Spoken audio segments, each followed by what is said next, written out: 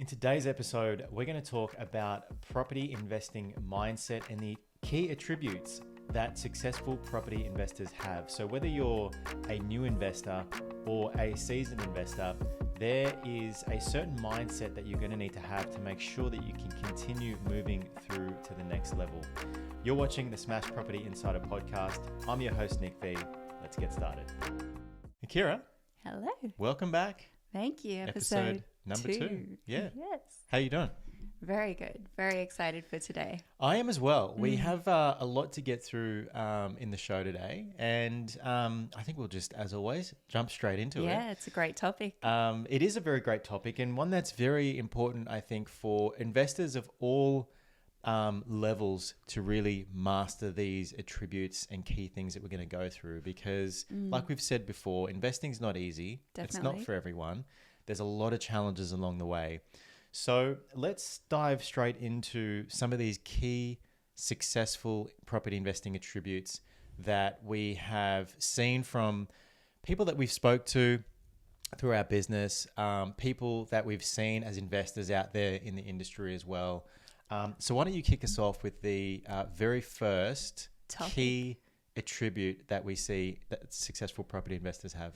Yeah, I think personally the main attribute is problem solving. Yeah. Like most things in life, there are so many variables and so many different questions you've got to navigate through, whether that's servicing, whether that's where to buy, whether it's how to buy, all those different questions as a new investor, you don't often know the answer to. 100%. So with that, being able to do the research is going to be a key element to be able to solve the problem, very simply. Yeah, exactly. Yeah. So decipher through all the information that you're consuming and then be able to understand it and apply it to your own circumstance. For sure. Where would you recommend, consuming content for, the everyday investor? Look, it's a variety. For me, personally, it has always been books, podcasts, YouTube videos, scrolling realestate.com and different websites through investing to then be able to, essentially see all the different strategies and options on how to do something and then see how it fits in your personal circumstance. So it's important to always consume variety so that you can ensure that information is validated. Yeah, 100%. And you sort of touched on it there.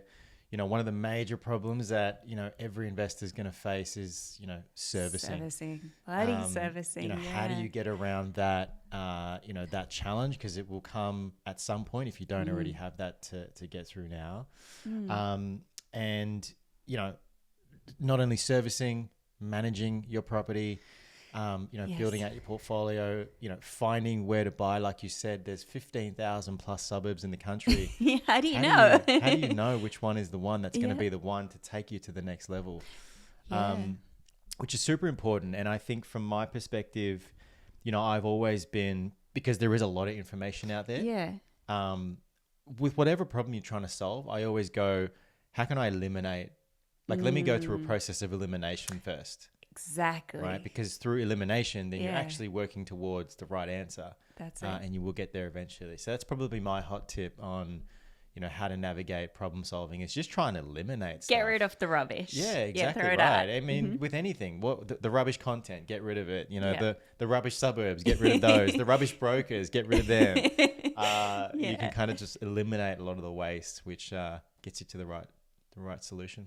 Yeah, exactly it. That's very important to make sure that you're continuing to be able to make the right choice and decision for your personal circumstance to ensure you're getting the second property, third property, fourth property, and that it blossoms, essentially. That's exactly right. Because I think, looking at the, the statistics and, from, the people that we speak to, I think a lot of people do really get stuck at 1, 2, or maybe they get to 3. Three is the cap. And then they're kind of really just capped out, whether it's be servicing or they can't, use their savings to buy anymore, whatever it might be. So really from the get-go, being able to know that problem is going to arise down the line, and then between now and then being able to kind of navigate to get to that point, so you can move forward past it. And it's important to do it efficiently so that you're not going 100%. back and having to restructure yourself 100%. Yeah. So look, problem solving, or your ability to problem solve it's a skill. It is a skill, a great skill to have, not only in property, but just in life in general, right? Yeah. So that's probably like the number one thing, as a property investor, is navigating problems, right? Yeah, They're at every single step of the journey. When we sort of segue into, I guess, the second key attribute, why don't you talk to us a little bit about that? Yeah, I think with process of elimination comes building confidence as well. Yeah. By being able to get rid of the rubbish, like we were saying before, you start to develop your own way of doing things. And that comes down to being able to do the research, have knowledge behind you. Because to be honest with you, some things you can fake it till you make it, but not property investing. Not property. And I think, because it's such a big ticket item, you're putting in so much out of your own pocket to get to one property. You don't want to be making a huge mistake kind with of decisions, that, right? And I think, you're absolutely right. I think being confident, in your decision making is key. And I guess, one of the key things that I've sort of observed through my journey, and obviously speaking with a bunch of people, is there's probably a fine line between being confident and being overly confident. And I see overly confident investors, they tend to, run straight into a brick wall, unfortunately. I have to agree with you on that one. Yeah. So I guess maybe talk to us a little bit about, how you can actually build up that confidence, as an investor in your journey. Look, it's about being humble, right? Knowing that you don't know everything can ensure that you're developing your growth. Yeah. Being able to be confident enough, essentially, to say you don't know everything. Absolutely. And that humility will ensure that you're continuing to increase your knowledge and your assets and your team around you. Because at the end of the day, if you are not confident with the people you're working with, why are you working with them? Yeah. That's a really important thing that I find. If you're surrounding yourself with people who know more, then you're going to ensure that you're going to grow. 100%. Like the old classic saying, right? Like you want to be, the dumbest person in the room to sort of put it lightly. Yeah. And I guess obviously, building up your confidence, does take time. It does take, research, as you said. It does take speaking with people. But I think from my perspective also, as well as those things, is picking a lane. Yes. Which I think is so important with property, because there are so many different lanes that you can choose, and there are so many different lanes that actually work to get to the outcome that you're looking for, right? So, great. We've had lots of people that, call us, they want to be property developers, right? Because, they've seen the sexy results online from people that have done it, right? But they haven't actually even bought, a property. They don't even know what the process looks like, right? So I think really starting from the beginning, and picking a lane. Do you have time? Is it buy and hold really your thing? Is that going to work for you? With your lifestyle? Do you need to accelerate that and maybe do, a renovation with a granny flat at the back sort of thing? Or maybe you're a seasoned investor and you do want to get into property developing, but really just picking a lane and not only picking with it, but sticking with it. Yes, the sticking with it part. That's the tricky part, because there's so many things that come up and you're like, maybe I should do this. Maybe I should do that. Maybe I should build a granny flat. Maybe I should go into commercial. Yeah. Like all these different things will come up, and you've got to assess at that time whether it's right or if you need to stay to the true goal and your true north. Yeah, no, absolutely. And I guess that kind of is a good segue into, the third point. I guess overarching, attribute of a property investor, and that's determination. Yeah. Because without your determination, none of this actually happens. Exactly. None of it's real. And I remember way back when, years before I even had property, there was that, inbuilt determination of like, there's something that there's something that I'm working towards. I don't quite know what it is, but that's what that fire was inside when you had all the shitty jobs and the long hours and the hard work was having that determination. and doing stuff that you don't like doing so that you can actually get to that goal. You might not be clear on what the goal is, but at least having a vision of what you would like to have happen and what you would like your life to look like is super important. Yeah, I agree with you on that 1,000%. I actually was speaking to a client who said something very interesting and that resonated with me quite well. Basically, that only a few percentage of this world really have a vision of what they want their life to look like. And if you're not determined to get to that vision, it's really hard to continue to keep doing the same job 100%. Every day. Yeah, 100%. I mean, you know, just looking back at, you know, some of the journeys that I've been on over the years, and it's like, if I didn't have a vision, I don't think I would have been able to complete some of those missions and some of those missions journeys. Is a good way to put it. Yeah, but without completing the mission, you don't get to the next level. Yeah, right. 100%. So it's super important to have the vision, and even if it's not quite clear, having a vision is really key. Exactly. In driving you to get there. To have that grit to really be like, you know, I don't want to do this. I don't want to wake up and do this job that I hate. Yeah. But do it anyway. Absolutely. We do it anyway. Yeah. Because I think what you know, and I think the key message here is, you know, through having that grit and that determination, as you put it, to get to being a property investor is going to see you through to being a successful property investor. Yeah. Right? You know, like we said, a lot of people get stuck at the 1s or 2s, which is it's a great place to be.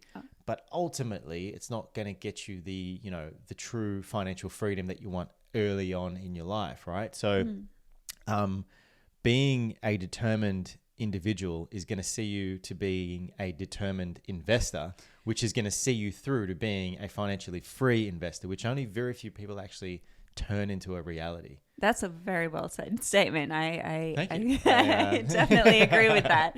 Yes. It's one of those things with anything in life, whether it is property investing or just any type of goal that you have. It could be sport, it could be going up the ladder, your corporate ladder. Yeah. You know, it doesn't matter what it is. Believe me, I know about that corporate ladder. maybe a little bit too well.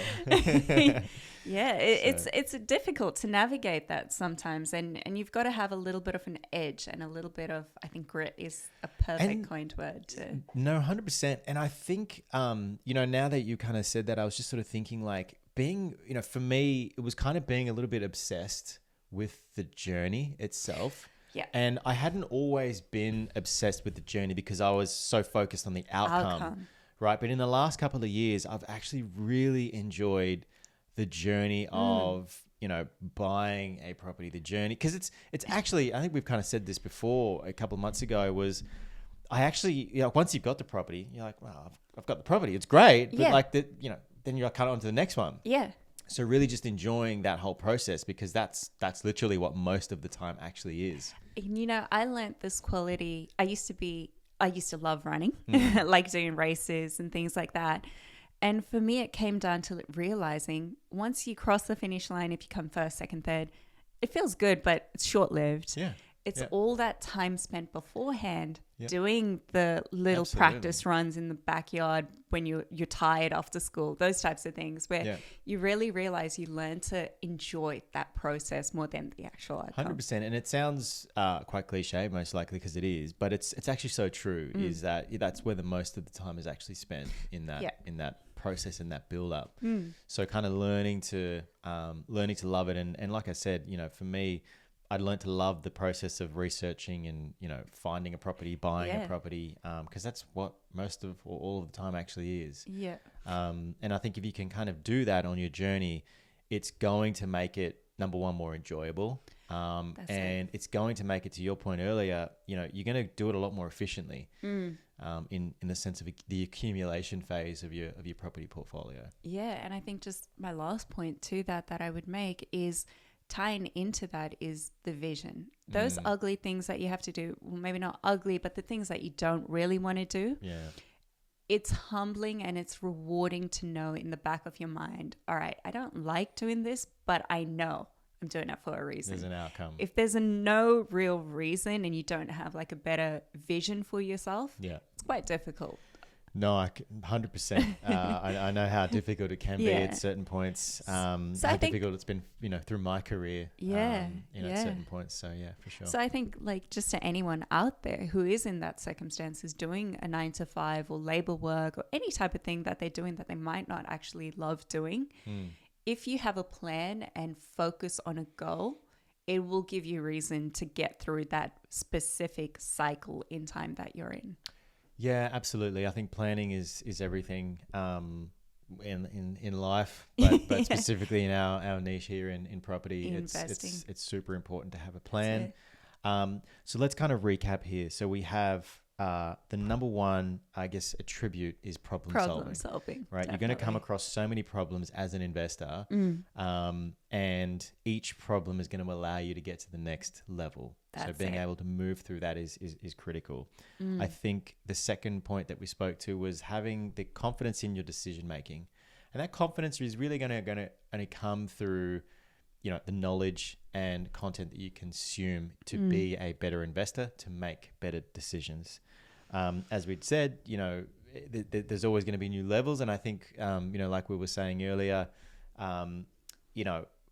at first, the buying process is a whole new learning curve within itself to get through, right? And then we got through the buying process. Now it's sort of, hey, how does the super fund work? Yeah, how does the bare trust work, and how is it all structured? And yes, there's levels to the game of knowledge as well, not only investing. Yeah, it's doing, learning, and continuing to grow. Yeah, 100%. And then I think the third thing that underpins everything here is having the determination, doing stuff you don't like doing, having a vision, having the grit to make things and turn things into a reality. Because without that, none of this happens. Yeah. It's a good way to sum it up. Exactly right. So I think on that note, we might wrap it up and keep it very short and sweet for our podcast today. I think there was a ton of little sort of key bits and takeaways in there. And on that note, I think we might call it. Yeah. So thanks so much for joining us once again on episode number 2 of the Smash Property Insider podcast. And thank you for all of the support from all of you guys watching us over the past week from our very first episode. Stay tuned. Every single week, we will be delivering property investing gold every single week here on the Smash Property Insider podcast. I'm Nick V. This is Akira. Thank you so much for watching. Thank you.